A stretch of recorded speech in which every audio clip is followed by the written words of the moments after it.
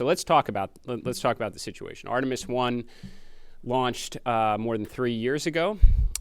We had helium leaks with Artemis 1. I'm sorry, we had hydrogen leaks with Artemis 1. We had helium flow issues with Artemis 1. Artemis 2 went out to the pad. WETROS 1, we had hydrogen leaks. And then after a second WETROS 2, where we made a lot of great progress, we wound up with helium flow issues, a lot of similarities between the two. And why is that essentially the case? Look, 3+ year launch cadence. I mean, Artemis 3 right now, as it's currently designed, won't fly for approximately another 3 years. So launching a rocket as important and as complex as SLS every 3 years is not a path to success. A component of that is when you are launching every 3 years, your skills atrophy. You lose muscle memory. We've got a lot of really talented folks that have been working hard on the Artemis 2 campaign, and whether they're going to want to stick around for 3 more years after this mission is complete is a question mark. This is just not the right pathway forward. And I'd say also, when you are experiencing some of the same issues between launches, you're probably got to take a close look at your process for remediation. Are you truly getting the technical root cause, or are you getting close to it? So we've got issues with low flight rate. And I would say a great way to exacerbate that problem further is to start making changes to vehicle configuration. SLS is a very impressive vehicle. We don't want to turn every one of them into a work of art. And then I would also say that having very big objectives, a wide objective gap between missions is also not a pathway to success. So, Estas fueron las primeras declaraciones de Jared Isaacman la semana pasada acá en el auditorio del sitio de prensa del Centro Espacial Kennedy, cuando nos convocaron a esta conferencia de prensa sobre el programa Artemis, ¿no? En realidad no era una conferencia de prensa sobre Artemis 2 y lo que estaba pasando, el rollback. No. Estamos hablando de el programa Artemis en general. ¿Que era algo que esperábamos? Sí. Sabíamos que Isaacman estaba trabajando para quizás influir o tener un cambio de arquitectura en el programa Artemis. Yo honestamente no me lo imaginé tan pronto. Yo pensé que iba a venir después de la misión Artemis 2, una vez que está la misión a Marisara y se saquen sus conclusiones, y probablemente el administrador iba a tomar ciertas decisiones, como está tomando en otros rubros de la agencia. Pero sí me sorprendió un poco. Quizás la frustración de haber tenido que traer el SLS de vuelta, hacer un rollback a la catedral, al VIB, sufrir nuevamente pérdidas de hidrógeno, de helio. Él lo decía justamente acá, hemos sufrido pérdidas de hidrógeno, de helio. Yo no sé si a propósito no se confundían los gases, como diciendo, esto ya es demasiado, estamos lanzando cada 3 años y medio. Es casi inaceptable, y como él mismo lo decía, se pierde masa muscular, se pierde memoria muscular. Es como que a uno, cuando deja de hacer las cosas y después de 3 años y medio uno se va atrofiando en ciertas actividades, perdemos fuerza laboral. Yo no sé si dice si seguimos así, el próximo lanzamiento Artemis 3 va a ser en 3 años y medio, estamos hablando del 2029. ¿Quién sabe si parte de la fuerza laboral se queda acá o la perdemos? Mucha gente se va a Blue Origin, otros se van a SpaceX o a otros sectores de la industria privada, y está bien, porque quizás encuentran cosas con mayor motivación. Y el administrador insistía en decir, tenemos problemas con una muy baja cadencia de lanzamientos, es un vehículo asombroso, es muy bueno, pero es difícil tomarle la mano a un vehículo lanzando cada 3 años y medio. Y también mencionaba el hecho de, no solamente tenemos un vehículo complejo, pero si además para cada lanzamiento lo hacemos cambios específicos, estamos casi transformando a cada SLS en una obra de arte, cuando en realidad lo que hay que hacer es justamente lo contrario, simplificar las cosas. Así que después ahí fue cuando dijo, no, tenemos que volver a esa senda que teníamos del proyecto Apolo. Sobre todo cuando él habla de la cadencia, ¿no? Y bueno, y después comentó cuál sería el plan de acción. We didn't go right to Apollo 11, right? We had a whole Mercury program, Gemini, Apollo, lots of Apollo missions before we ultimately landed. Right now, our program is essentially set up with an Apollo 8 and then going right to the moon. And that is again, not a pathway to success. So what is the right way forward here? So first, today we're announcing a standardization of the SLS fleet to what we'll call essentially a near Block 1 configuration. So the idea is we want to reduce complexity to the greatest extent possible. We want to accelerate manufacturing, pull in the hardware, and increase launch rate, which obviously has a direct safety consideration to it as well. You get into a good rhythm, launching great frequency, you get that muscle memory. In order to do that, we need to rebuild and strengthen the workforce here at NASA. Now, this is directly in line with a workforce directive that I released several weeks ago. We have to rebuild core competencies. The ability to turn around our launch pads and launch with frequency greater than every 3 years is imperative. Bueno, acá está, me tomé el trabajo de hacer un pequeño cuadrito, lo voy a leer mientras lo vemos juntos. Bueno, mencionó no todo lo que hay que hacer, incrementar la cadencia, pero es básicamente estandarizar el bloque 1, ¿no? Del SLS. O sea, dejarnos de estar customizando cada uno de los lanzamientos. Habría que ver exactamente a qué se refiere. Si hay piezas que son modificadas entre un lanzamiento, por más que dentro del mismo bloque, pero evidentemente la idea es decir, tengamos un solo cohete, ¿no? Una estandarización para que podamos incrementar la cadencia. Y que cada lanzamiento sea cada mínimo 10 meses. O sea, estamos hablando de un lanzamiento por año, en vez de 3 años o 3 años y medio. Otra vez, hincapié absoluto en la fuerza laboral. Y creo que esto va de la mano con el anuncio que había hecho hace un par de semanas, en la cual Isaacman le pidió a cada director de área o ejecutivos de cierto nivel en la NASA que presente un plan con gente o sus recursos humanos que sean de capacidad crítica. ¿Para qué? Para emplearlos de vuelta como servidores públicos, ¿no? Así se les llama, que sean empleados de la NASA y no de un proveedor determinado. O sea, que la NASA tiene miles de contratistas o llaman vendors, y que no son empleados directos de la NASA. Trabajan todo el tiempo en la NASA, pero no son empleados de la NASA.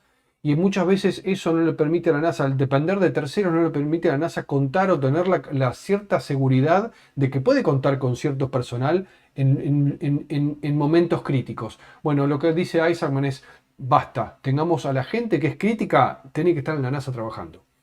Y de hecho hoy sacó este anuncio de lo que llaman la NASA Force, o la fuerza de la NASA, ¿no? Esta asociación junto con una organización gubernamental para detectar elementos claves y que la NASA nuevamente se vuelva a nutrir de capacidad crítica de personal técnico, sobre todo, para que este plan lo pueda llevar a cabo. Y después dio a conocer qué es lo que quiere hacer. Si este plan resulta, la idea es que Artemis 3 se transforme en un enjambre más de prueba dentro del programa de la arquitectura del programa Artemis, y vendría a ser una especie de órbita que va lanzando en un SLS, yendo a la órbita baja de la Tierra y acoplando con uno de los módulos lunares o Starship modificado o Blue Moon de Blue Origin. Básicamente está hablando de una especie, ¿se acuerdan? De Apolo 9. Apolo 9 fue una cápsula Apolo que hizo su docking o se acopló con un módulo lunar antes de que Apolo 10 fuera también con un módulo lunar alrededor de la órbita de la Luna. Así que dentro de todo tiene sentido y le va a permitir a la NASA lanzar otro SLS en el 2027, ya el año que viene, cosa que ya sería un adelanto bastante importante. Y después sí, los alunizajes serían con Artemis 4 y Artemis 5, si se puede, a principios del 2028 y a fines del 2028. Tenemos 2 alunizajes en vez de 1. Esto es importante recalcar porque he visto muchos medios tradicionales, muchos canales de YouTube diciendo alunizaje cancelado. En realidad no se canceló ningún alunizaje, al contrario, creo que si esto funciona, la idea es adelantar el alunizaje, porque si algo estábamos seguros es que si esto seguía igual, probablemente el alunizaje no hubiera sido hasta el 2029, hacia fines del 2029.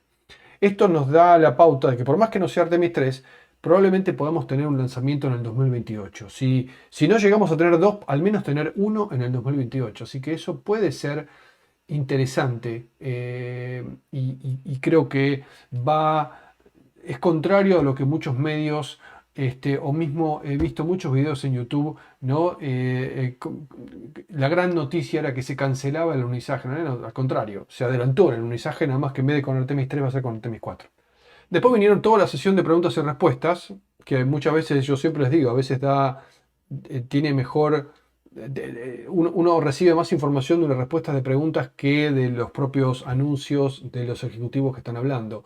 Y básicamente nos quedaron muchas incertidumbres, hubo muchos ¿qué pasa con esto? Que no fueron contestados, quizás porque el objetivo no era contestar esas preguntas en esa conferencia de prensa. Y de hecho, en muchas de las respuestas dijeron, hoy no vamos a contestar esto, hoy no vamos a contestar lo otro. Por ejemplo, y yo de vuelta lo vuelvo a anotar acá, ¿qué pasa con la segunda etapa? ¿No? Queremos estandarizar el SLS bloque 1. Vamos a seguir en cada una de las misiones Artemis, se va a continuar utilizando el ICPS, esta segunda etapa generada por ULA, United Launch Alliance, o se va a usar el Centauro 5. ¿Por qué? Porque en alguna de las gráficas o infografías que presentó después la NASA y que publicó el propio Isaacman en su Twitter, fíjense lo que es esta imagen. Una imagen muy buena para ilustrar los próximos pasos que va a tener el programa Artemis, que son básicamente en el 2026, que es Artemis 2, vuelo de trayectoria libre alrededor de la Luna y de vuelta. En Artemis 3 vamos a tener esta misión que va a acoplar con módulos lunares o el Human Landing System, que ahí está poniendo los dos. Pueden ser tanto el Blue Moon como Starship, o por qué no, los dos, quizás en la misma misión. Hay que ver, sería demasiado ambicioso, pero no lo descartemos. Y después en el 2028 tenemos Artemis 4, 5 y dice 6 y más allá. Bueno, acá surgen un montón de preguntas porque, claro, no falta de todas las personas que minuciosamente miran todos los detalles de cada una de las infografías y, claro, cuando uno ve esto, ahí hay una imagen de la cápsula Orión siendo impulsada, lo que aparentemente pareciera ser un Centauro 5, que es la segunda etapa que hoy impulsa, es la segunda etapa del cohete Vulcan de ULA. ¿No? Que ya ha tenido misiones y ya ha resultado muy exitoso ya si no me equivoco, 3 misiones de Vulcan.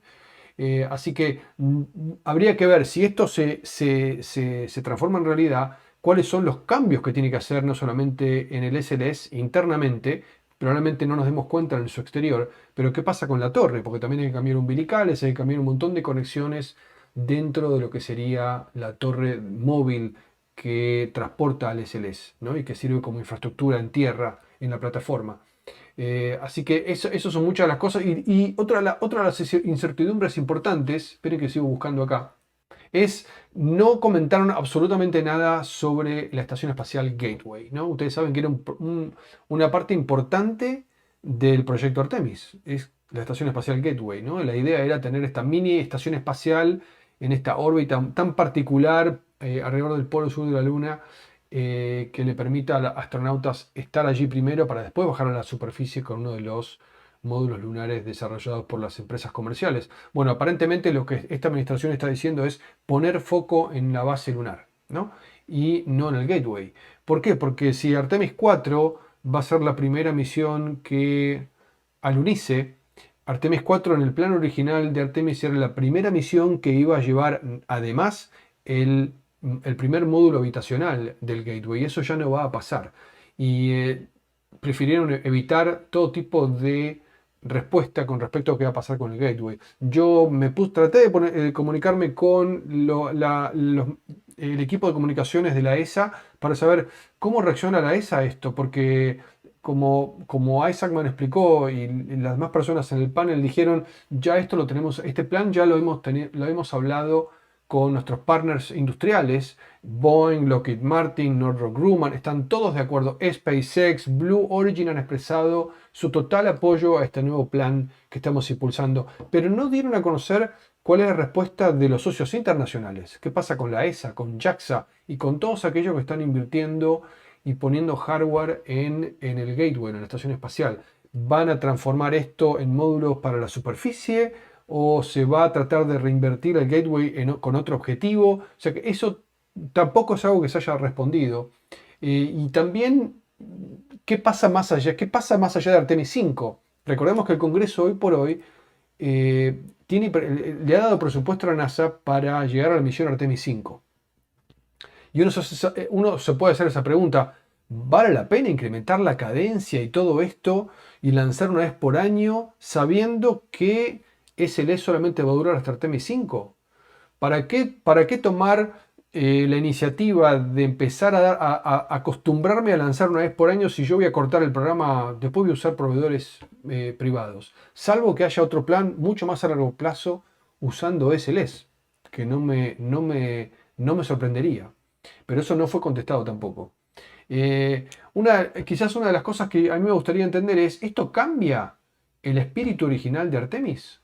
Recordemos que Artemis era el plan internacional, volver a la Luna con un plan sostenible a largo plazo para tener presencia en órbita y en una base a futuro, pero no solamente liderado por la NASA, pero con muchos socios internacionales. Cambiaba totalmente la idea original del programa Apolo, que era básicamente llegar, poner la bandera, dejar huellas en la Luna y volvernos.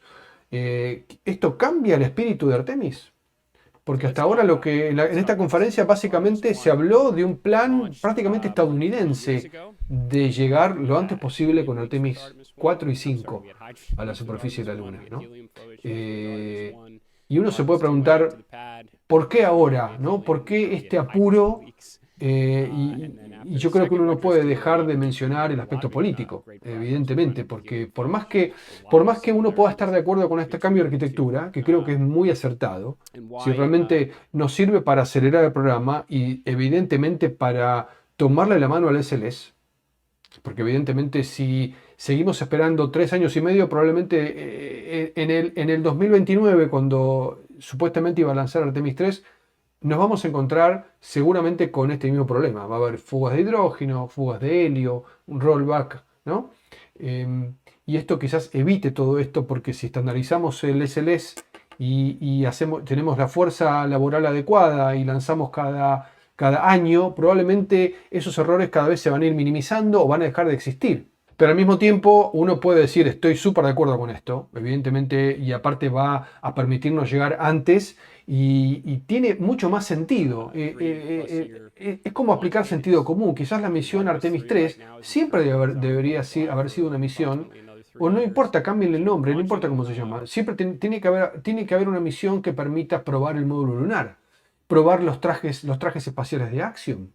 O lo íbamos a probar simplemente en la primera vez en la superficie, con Artemis 3. Entonces, uno puede estar de acuerdo con esto, pero también es imposible no desasociarlo de la parte política, ¿no? Y de cómo esta administración sí o sí quiere llegar, antes que termine el mandato del presidente, a un alunizaje para, obviamente, ganarle esta carrera a China.